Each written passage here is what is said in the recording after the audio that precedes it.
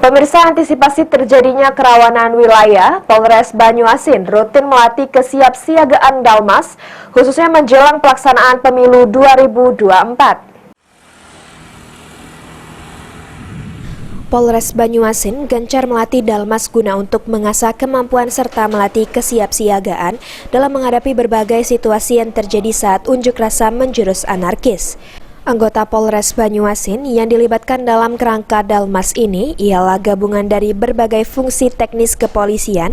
Anggota sendiri dibekali pengetahuan dan keterampilan khusus tentang teori, praktek, serta tugas yang harus dilakukan.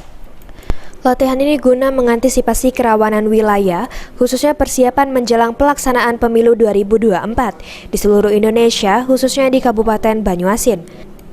Selain dalam situasi unjuk rasa, personil Dalmas sendiri juga dilibatkan dalam misi kemanusiaan, misalnya penanganan bencana banjir dan tanah longsor, serta kegiatan-kegiatan sosial lainnya. Suryadi, PAL TV.